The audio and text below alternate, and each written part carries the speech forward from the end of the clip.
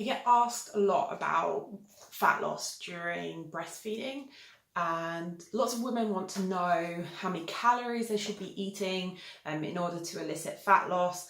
They want to know if it's safe, and they're often telling me, I've put on a lot of weight during pregnancy and it seems to be sticking around postpartum, and is it even possible to lose weight while breastfeeding?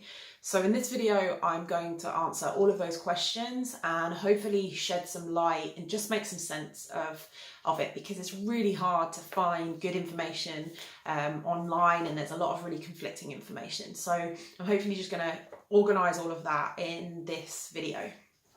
So first of all, how many calories you should be eating in order to elicit fat loss while breastfeeding. So lots of women reach out to me and say, I put all of my information into an online calculator like MyFitnessPal, for example, and it gave me 1,500 calories. It says I should be eating 1,500 calories in order to lose half a kilo a week.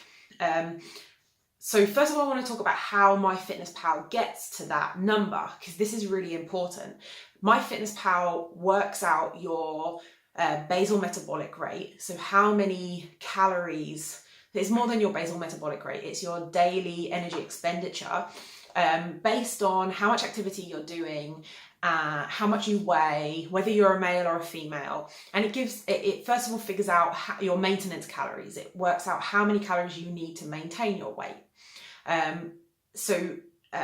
In this example, it figures out that it's around 2,000 calories, which is pretty average for the average woman.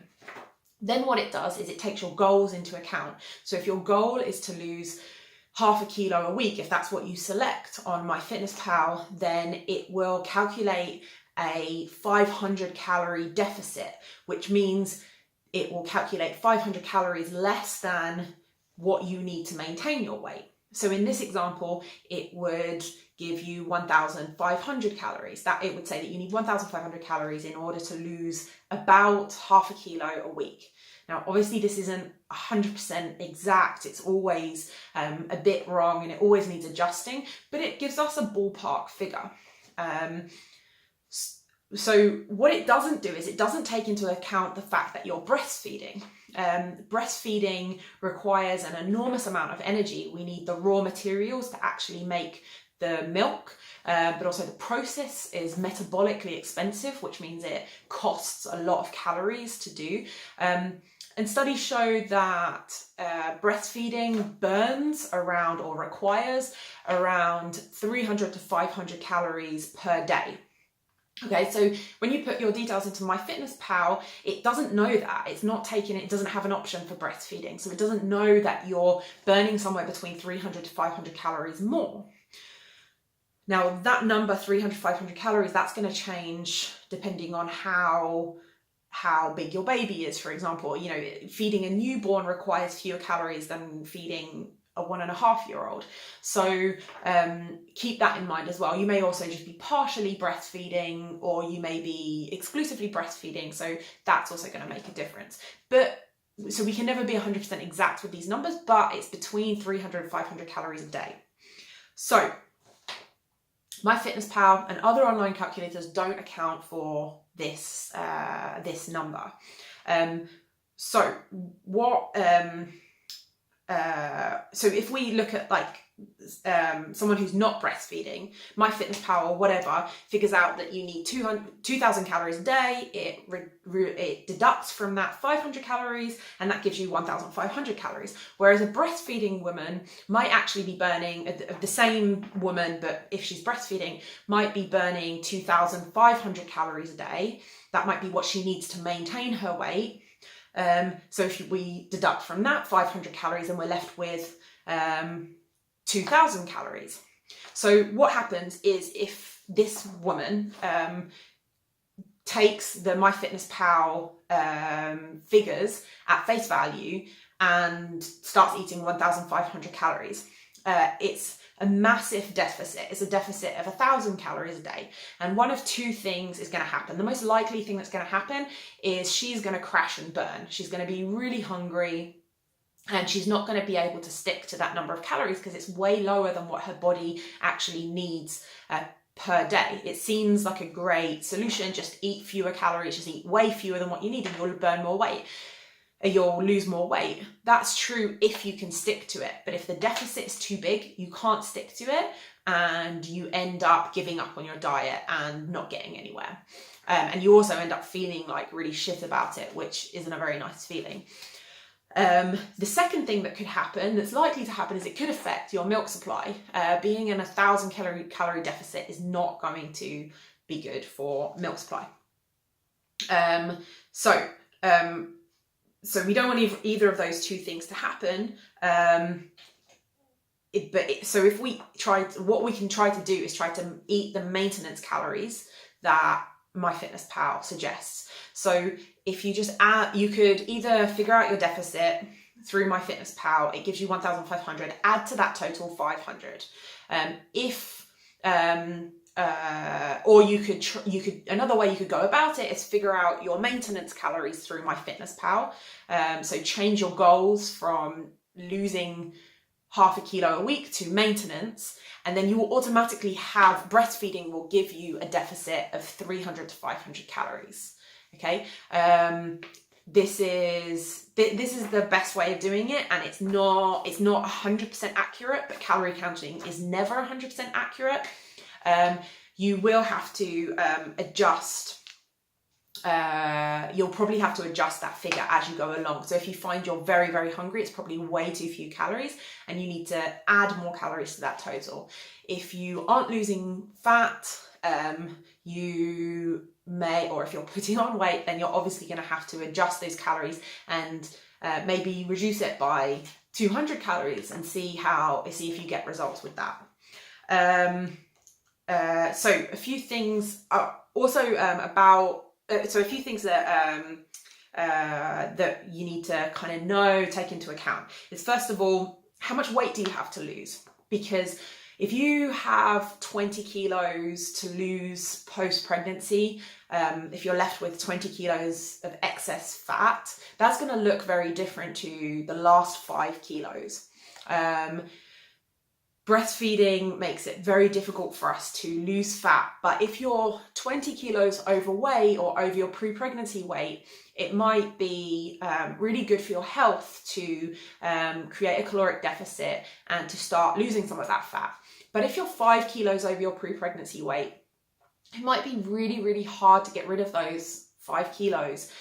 Your body really tries to keep hold of fat at this time. As frustrating as that is, it can be really difficult to get below to get into a caloric deficit when we don't actually have that much fat to lose. So just keep in mind, how much weight you have to lose and how that's going to affect the importance of this goal, and also the how possible this goal is. How many months postpartum are you, and is breastfeeding established? Because if breastfeeding is not fully established, it's not recommended to try and get into a caloric deficit. The research is really inconclusive with this, but it does seem as though being in a mild to moderate caloric deficit while breastfeeding won't affect milk supply. But you do want to make sure that it's well and truly established, that you're in a good routine, that you don't have any issues in it. Don't try doing this 2 weeks postpartum when breastfeeding is still all up in the air and everything hurts and it's really complicated. But also how far postpartum you are, because if you're just a month postpartum, those first 6 weeks in particular are really about healing, and you really need to rest, and you really need to make sure that you're getting sufficient calories in order to be able to recover from the birth. So this isn't the time to worry about that. And I know that's also annoying sometimes, but it doesn't mean you never can think about fat loss or weight loss again. Just maybe that's not the right time early postpartum, but around 3 months, maybe earlier for some people, maybe later for other people, it might feel like the right time for you, and that this is something you want, that it's a manageable goal and it's something that you want to work on. Keep in mind things like stress. If you are struggling, if you're not sleeping, if you have a particularly fussy baby, or you have lots of things going on and you're really struggling with this transition into motherhood, cortisol is going to be really high. It's going to be really hard for us to lose fat. If we're not sleeping, we're going to be craving lots of carby and sugary foods. So if that's the case for you, then maybe trying to add more, getting into a caloric deficit is stressful for the body, so it may not be the right time. Whereas if you feel like you've got into a routine and you understand your baby and everyone's happy and everyone's sleeping, then maybe you will decide, and you feel like you've got some extra time on your maternity leave, maybe this is a good healthy goal for you right now. Remember that it's an estimate and we will need to adjust the number. It's never 100% accurate. Will it affect milk supply? The research isn't conclusive, but it can affect milk supply, so just be mindful of that. But it doesn't seem, like I said before, being in a mild to moderate deficit doesn't seem to affect milk supply very much. Make sure that you're getting as much nutrient-dense food as possible, that you're getting sufficient protein, say a minimum, absolute minimum of 1 gram per kilogram of body weight. You may need more than that though, and that you're getting enough overall calories, so no massive deficit. And be willing to adjust. It's about deciding what your priorities are. If you want to breastfeed exclusively and you feel like it is affecting your milk supply, it may not be the right time to do this. Whereas some women may feel as though, I'm kind of done with breastfeeding, I want to start weaning off, and I don't want to do this exclusively anymore. And so it may differ. Both of those are legitimate standpoints, and so it has to be taken on a case-by-case basis, and you have to decide what your personal goals are. It may not affect breastfeeding in any case, but just have really clear in your mind what the absolute priority is for you. Also, I want to say that breastfeeding can make it really, really hard to lose weight. Pregnancy changes our hormonal profile. Estrogen and progesterone levels change a lot, and when we're breastfeeding, estrogen and progesterone levels are really, really low. And this can make us more sensitive to carbohydrates, and it can promote fat storage, especially on the belly, unfortunately. This is in order to make sure that we have enough stores to be able to feed our babies. So it makes a lot of sense physiologically. It makes a lot of sense in terms of in evolutionary terms, but it frustrates women who want to reach certain aesthetic goals and certain modern aesthetic aspirations. But you've got to understand that this is a slightly different time of life. Your body's going to really fight you, like I said before, especially with those last 5 kilos. So I don't want to tell you what to do and what not to do, but maybe those last 5 kilos aren't realistic now when you're a few months postpartum. Maybe we can reframe it and say, okay, I'm a healthy weight now, and I'm going to just maintain that weight for a while, and when I get my period back, when I stop breastfeeding, and when my hormonal profile starts to readjust, then maybe I'll tackle those last 5 kilos. We may need to adjust what we think healthy goals are, whereas in the past, we may have wanted to get below, 22%. 22% body fat. That may not be a realistic goal for someone who's breastfeeding. So what might be a normal healthy weight right now might be just a little bit higher than what we would kind of ideally like. Also remember that you may be doing a lot less activity now, looking after a baby. You may be doing more. You may find that you can't exercise as intensely. It's really important to do exercise in the postpartum period, but we want to start slow and build up really, really gradually. So those HIIT classes, CrossFit, heavy weights, things that maybe we were doing in the past, not all of us, but some things that we might have been doing in the past that may have helped us stay lean and slim, may not be possible right now because we still haven't built up to that level yet. So the intensity of our exercise will be much lower, and it's much and so that will also have a contribution to how easy it is to lose weight or get back to previous body fat levels. So just a few tips to finish off with. Try and get some exercise in, even if it's just gentle walking or yoga or small circuits at home. Maybe try having a slightly higher fat, slightly lower carb diet. I've found certain sources that seem to think that will help with insulin sensitivity, and will promotes fat loss a little bit more in that postpartum period. Remember that whatever number you come up with from MyFitnessPal or our online calculator is just an estimate, and you may need to adjust. Remember, it's harder to lose weight in the postpartum period.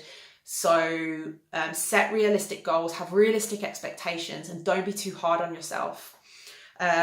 Make sure you're getting a nutrient-dense diet and enough protein.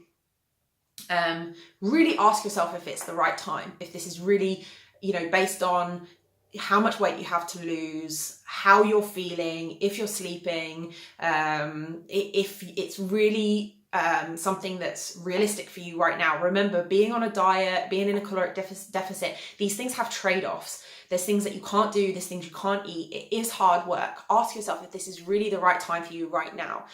Do you really need to try and lose those last 5 kilos, as opposed to if you do have significant weight to lose, it may be in your best interest to try to slowly lose that weight.